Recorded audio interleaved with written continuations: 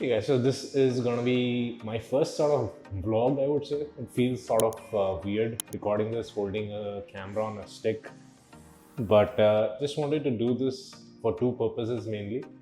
First is for sharing my experiences, what I have, and second is also building my skills to talk to a camera. This is going to be very useful for me, especially since I do the Udemy recordings and so on.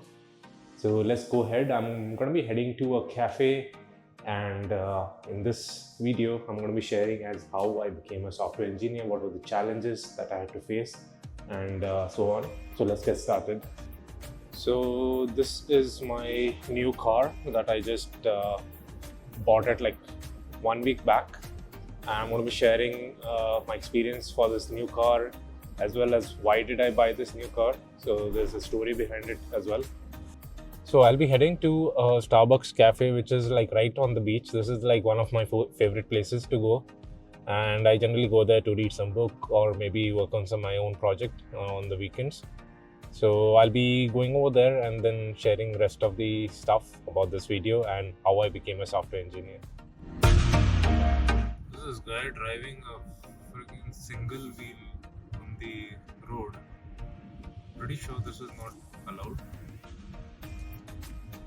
कुछ भी हो रहा है, अच्छी खासी speed से जा रहा है.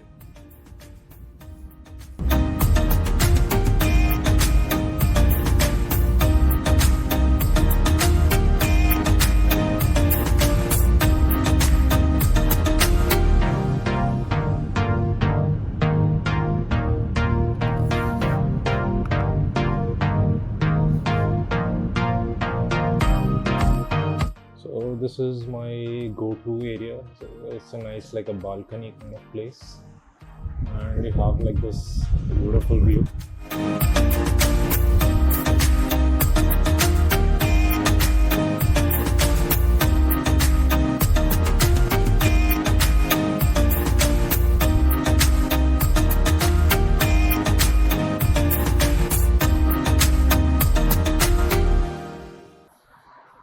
So in this video, let me talk about how I got into software engineering. Talking in the history, I was always interested in software programming thanks to my dad primarily. So my dad was into CAD development. So they used to basically build the drawings for the constructions of the buildings. And due to that, he was also having access to the computers in the very early stage. So I'm talking about maybe 98, 99. So during that time, having a computer itself was a privilege. And thankfully, thanks to my dad, we did have the access to the computers. Those were not like the computers that we have today. Those used to be like those really big machines, which you might not even have seen if you're in the younger generation. So that was the time when I really got the hang of the computers, and it was actually just having the command line. So it was MS-DOS. There was no GUI access, no mouse, nothing. So you literally had to code in everything that you wanted to install or access on the computer. So obviously I didn't have that knowledge at that given time. So my dad used to go to the Saudi Arabia and other places, and he used to buy those computer games, and only he knew how to install those games. So I used to always be around him at, okay, can you just install it for me? He used to type in some fancy commands, and that's how basically the game was installed. So that's when I really got access to the computers and really saw what computers are all about. So yes, gaming is from where I got started. Moving forward till college, the evolution of computers happened a lot. That is again from 1998 onwards to 2006, 2008. So a lot of development happened. You had these smaller computers, you have more powerful computers. Having like 1 GB RAM, the computer itself was a very big thing at that particular point of time. So I was really privileged to go through that entire, I would say, life cycle or the development of this computer era that we are in currently. So then I moved into college in around 2006. I did not do my 11th and 12th. So that's basically what we do if you're into the Indian community. So we have like till 10th, and then you have your 11th and 12th. And then you basically move on to your graduation, where you choose in some particular stream for further education. So instead of that, what I opted for was basically doing my diploma plus engineering. So that was like a 6 years of course. So from 2006 until 2012, that was when I was in college. During that time, in 2007, I believe, or 2008, we also had the first iPhone that was launched. which was again a trademark at that time. So it was some device from the future. No one has seen such a device in the mobile computing world. So that was pretty unique as well. Now, I don't know, yeah, there might be some disturbance going on in the background, so I'm sorry about that. I'm still in the outdoors. I hope it's not a lot. Again, going back to the college, I started with computer engineering. So that was my discipline that I'd taken up. But after joining in, I came to know that first couple of years, we have almost nothing to do with computer engineering. We had a lot of other subjects that were taught to us, which I was not really interested in, which was like chemistry, physics. I have no idea why, but they also taught us engineering drawing, where we were basically doing some construction level drawings. Don't ask me why, I have no idea why that's in the curriculum. But yeah, we had to pass that subject. So I somehow managed to pass it, I would say. Now the college time was pretty exciting. There were a few good things going around in the college, met few good friends as well. But from the studies perspective, I was not like a very, I would say, bright person. I was a very average person. This is where I encountered my first, I would say, failure. Is when I got a backlog in the subject. So I had, I think, around 3 backlogs in the subject. But on the other side, my project skills were pretty strong.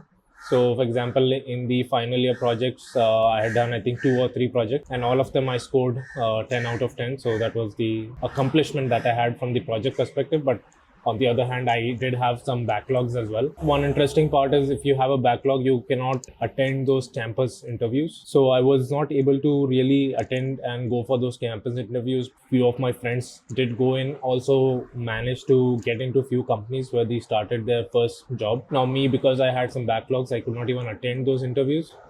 Now, just thinking backwards from where I am now, I think it was a good thing I was not able to attend those interviews, because if I had attended that interview and had I got a job, then probably I would not be where I am today. So thanks for the backlogs. I am where I am today, I guess. Life would definitely been different if I would have opted a job directly out of college. So what happened out of college is what I'm going to be covering up next.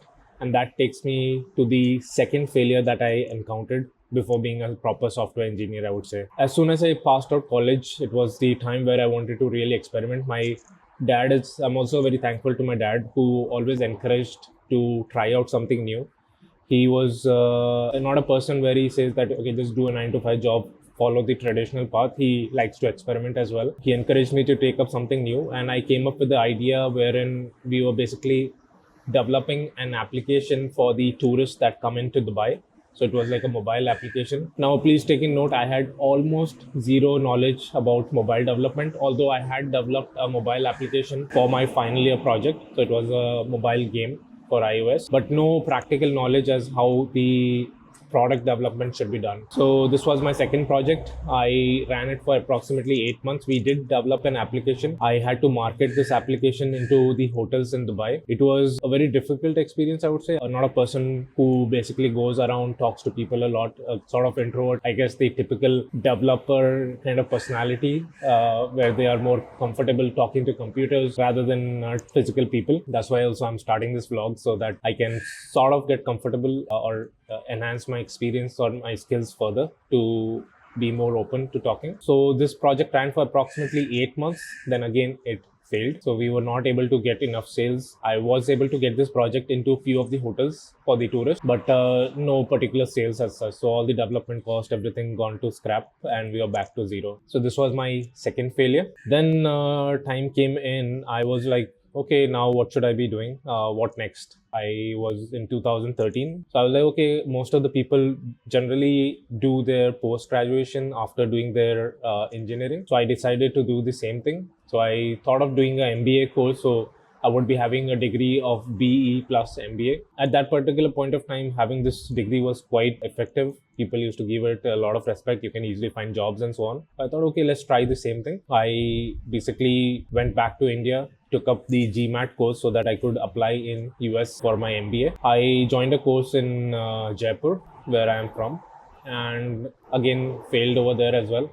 I did the course for I think around 2 to 3 months, and then I sort of figured out, hey, studies is not something that I want to be doing.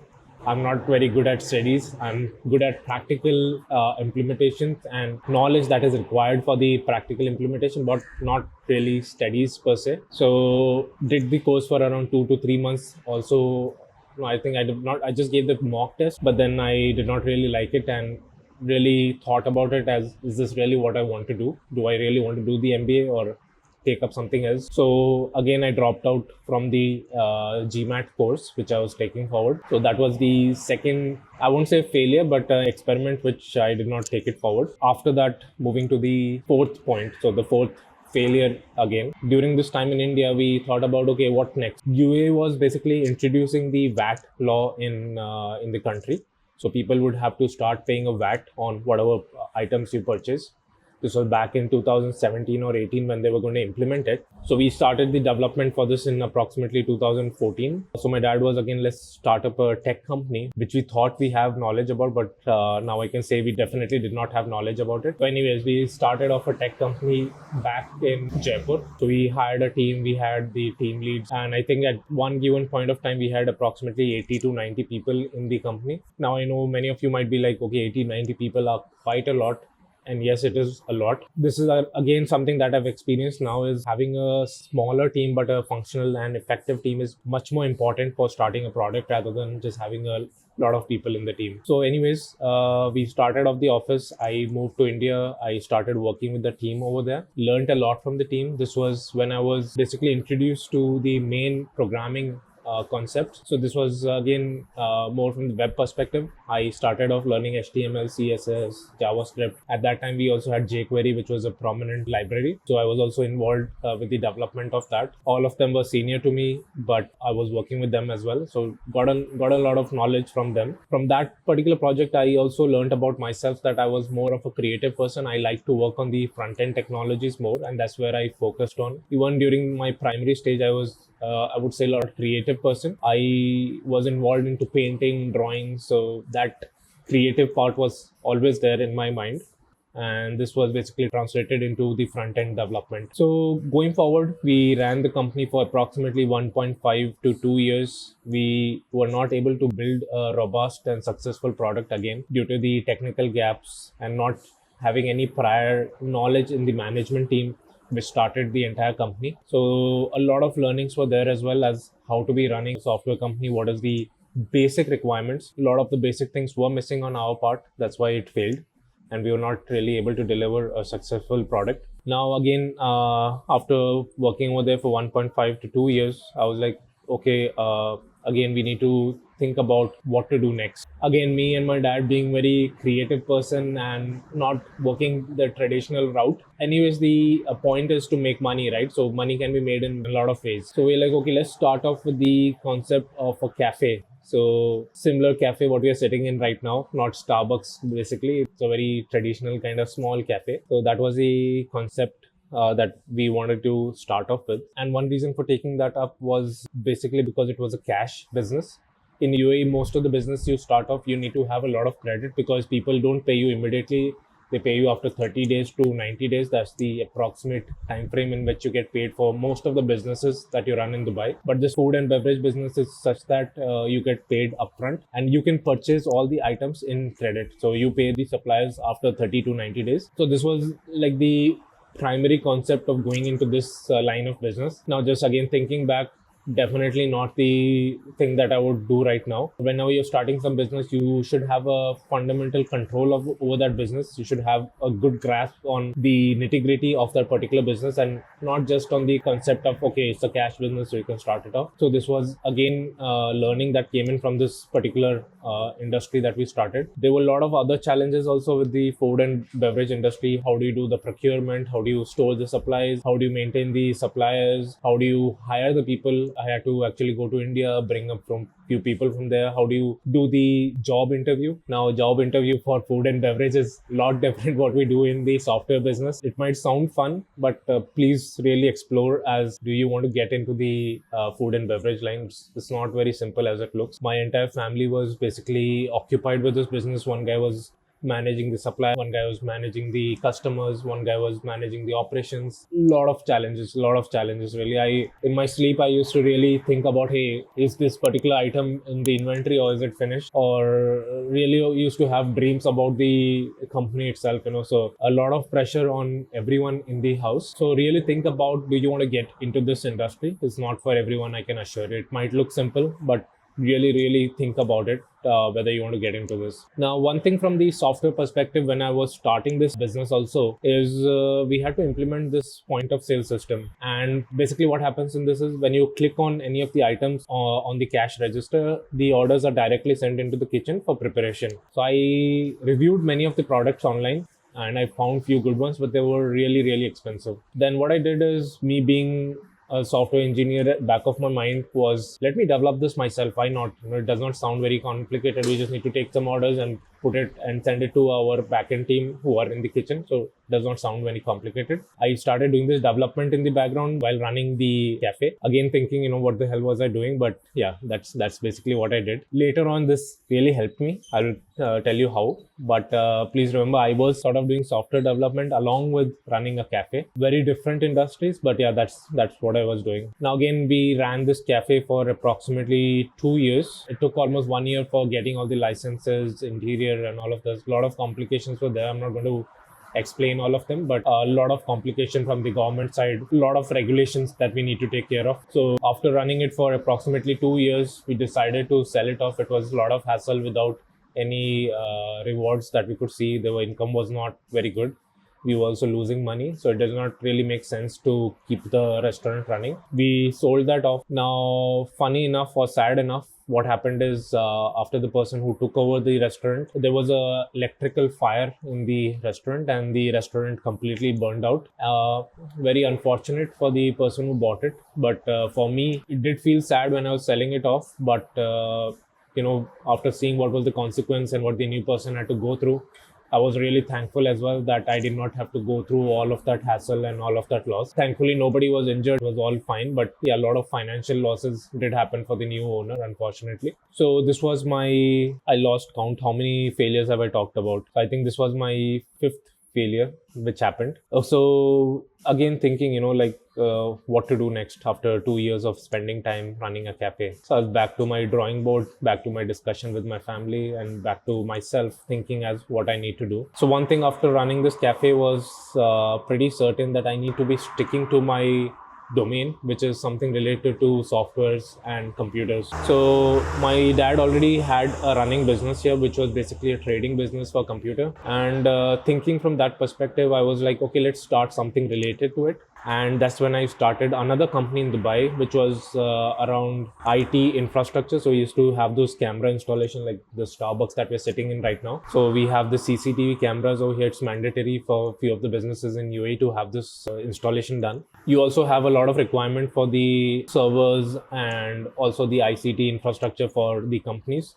So cabling and all of those stuff, server setup. So this was the line of business we wanted to explore further, because this was something related to computers, not completely different, right? So we started off this company in Dubai. I hired a sales team over here. We again did some marketing, we did sales, a lot of effort was put in, a lot of expense also was incurred. Now, one primary thing that I would like to point out in this business is we took up a CRM system to manage the salespeople, which was called as Bitrix. So I got this implemented in our company for our team. And during that time, we were also offered the resellership for Bitrix in UAE. So they were giving to us. We were like, okay, let's take it up. We can add it to our portfolio of other products that we are selling.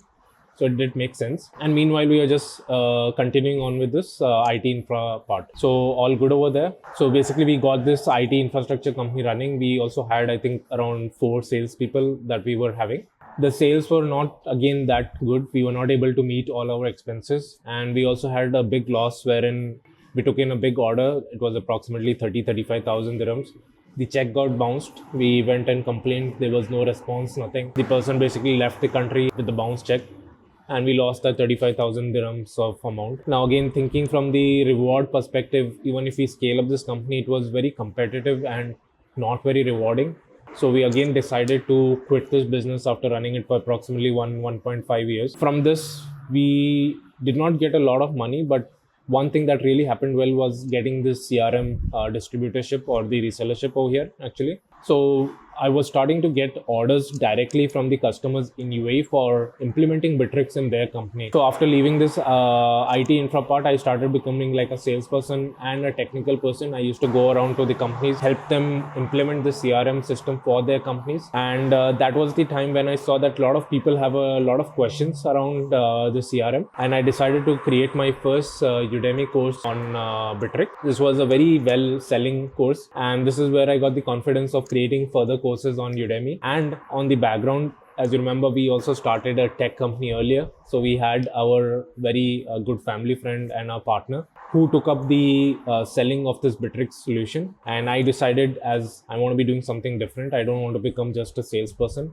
And that's basically when I moved to Bangalore and started to find a job where I could really become a proper software engineer. After almost experimenting for around 6 years after passing out college is when I really decided I need to be joining a proper software company and I want to become a software engineer. So after almost 6 failures is when I understood this. Now, please remember, even after all these failures, I was also in touch with the programming background. Maybe it was good, maybe it was bad. For me, it was in a good way. I was also always doing some sort of development, and this really helped me to quickly get into this software development industry. I went to Bangalore and started finding jobs over there. Got a lot of offers as well. And I joined my first company in Bangalore, which was Sapient, which is one of the biggest service-based companies in India. And I got deputed into some really good projects over there where I got to learn about very high level technologies. It was not just writing HTML, CSS anymore. It was working with advanced frameworks like React. Then I was also introduced to the world of entire cloud infrastructure where we were deploying applications on Kubernetes using Docker. All these were like fancy words for me. I had no idea about it. And I myself used to take a lot of courses on Udemy, and that's where I gained most of my knowledge. It was not through practical experiences. It was more from Udemy and writing a lot of code in my free time. And one very funny thing about when I was giving the interviews in India was I did not really have any practical experience of writing code, right? I mean, I was running a cafe, I was running some ICT business and so on. So I did not really have any practical knowledge of writing code. So what I did at that time was I sort of tweaked my CV and I put all those personal projects which I had developed via Udemy and also some personal projects that I had developed all on my CV. And these were advertised as my work experience. And thankfully, and also due to my hard work, is I was able to land a job over there in Sapient. And maybe after a year of working over there, I was also in the panel of taking interviews. So my knowledge was up to that level. So I was able to take interviews for the new people who were joining into Sapient. So a takeaway from here is, you might be doing a lot of experiments in your life, but if you really have some passion or some connect with a particular subject, you should really dive deep into it, really experiment about it, especially in the case of software engineering. You have some new technologies, try to implement the technology, see how it works, get some experience around the technology. It might not be in the professional environment, but having any sort of knowledge is really, really beneficial for me. And also selling the CRM solution really helped me to get the job and also help me develop my communication skills. So I would really highly advise you to also work on your communication along with your technical skills. It's really important to land the job. Sometimes you just need to fake it before you make it. This is one saying which really worked out for me. I had to fake my projects that I had worked on. I wouldn't say really fake it. I did work on it, but it was not in a professional setting. It was not for really a company. It was more of a personal project. So it was not completely fake, but it was partial fake. I hope you get it. So from there, I joined another company called Cargill. And there again, I was working on Java and few other technologies like, AWS infrastructure, SQS, SNS, Lambda, and few other technologies. So from there, it was all going upwards. I had found the direction I want to be growing my career on. No more opening cafes for sure. So that's what I learned. And after that, I moved into Dubai where my family was. I landed up a job over here successfully. I would also say I was lucky in this case where I landed the job. So I think your career is not decided just by your ability to work. It's sometimes also about luck. I totally agree about that. But you should always focus on the things that you have in your control.